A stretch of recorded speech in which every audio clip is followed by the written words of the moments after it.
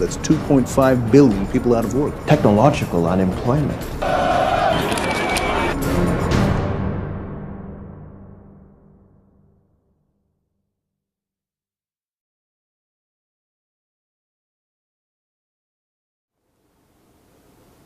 Doesn't matter that I have no place to go. Still gotta get up, get moving. Every day. They downsized me, so we downsized to this. At least there's a roof over our head. We never wanted to be business people. It's the technology that we were passionate about. You just get thrust into this role where you've developed this technology, and all of a sudden it's a business. All of a sudden it's a corporation. All of a sudden you have 40,000 employees and you're a billionaire. And the business side is obviously important, but the more that takes over, the less time you get for the technology. How do you solve that?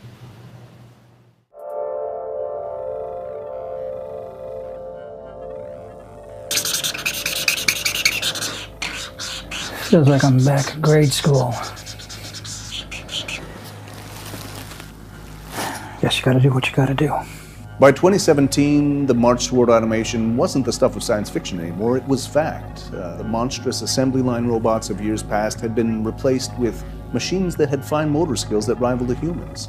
47% of jobs were lost within the next 5 years. That's 2.5 billion people out of work. It's a tidal wave. All the non-employer businesses like Uber and Airbnb, they just accentuated the slide. Uber drivers took over for cabbies. Soon, Uber drivers got replaced by self-driving cars. After email, we thought postmen would still be necessary because of packages. You couldn't send a physical product online. Then, 3D printers started rolling out. Amazon came up with drone delivery. Airship distribution centers. Where's your postman now? What we need now are jobs, because we've looked to leaders of industry, we've looked to the politicians, and no one has solutions. Ban the bots! Ban the bots! Ban the bots! Ban the bots! But Karl Marx was right. Not about everything, but he saw a day coming when automated industry would free human beings from conventional work. He was a little off on the timeline, but a little over a century later, and we're here.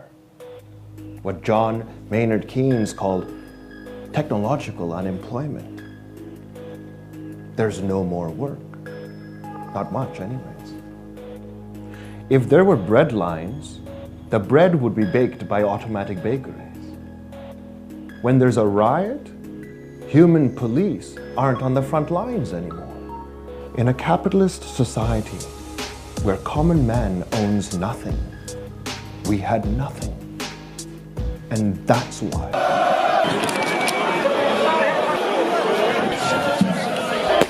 Automation means alienation! Automation means alienation! 5 years ago, my job got outsourced to India. Then when I finally got a job, it got automated. Where's the work? Where are the opportunities? Universal basic income was an idea that was supposed to work. I mean, it did work in all its test cases. Mincome in Manitoba, Oakland and Finland. It had support from across the political spectrum. Until the voices that shouted down minimum wage shouted harder at minimum income. After we eliminated most of our frontline production staff, we realized that it didn't have to stop there. We began to look at other areas within the organization where we could make efficiencies. I think it was Weary who said it first, as a joke, I think. But, like, why not? It wasn't a joke. I mean, if you think about what a chief executive officer's job is, it's to maximize the value of the entity, to give the shareholders the biggest ROI. It's policy, it's strategy. Now, a human being, they're doing that through a mix of facts and instinct. But an automated system has something greater than instinct. It has every financial deal, every business decision, every fact, every figure, all of that, right at its proverbial fingertips. Just like automated trading systems revolutionize the stock market, automated executives will revolutionize how we do business from the top down. Meet C3O. It's probably not as impressive as an old guy in a three-piece suit, but way more efficient. And it fits on a USB key. Does it actually work? It's been running our business. For how long? For the last year. Who's going to buy all the products when there are no more jobs? Unless the 1% need a lot of widgets. Though, with this C3O, I guess there'll be a little less of that 1%. I used to think protests were pointless, toothless.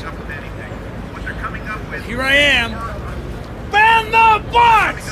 Ban the bots! When we started, they were telling us that it would never work. Executives were considered in the top 9 of irreplaceable jobs, that you still need a human being to be the face of the company for press conferences, quarterlies. But C3O had an enormous amount of past work to draw from. Natural language processing lets it draft a message. Speech synthesis means that it can still be on the quarterly update call. And the best part? No more huge salaries.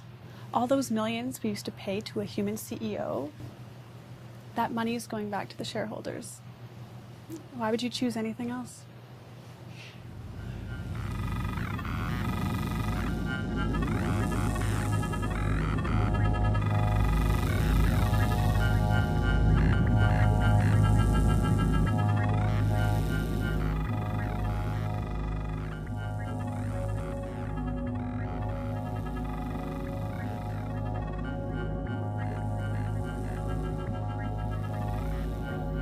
C3O, calculate the EBITDA for next quarter. Let me look into that for you, William.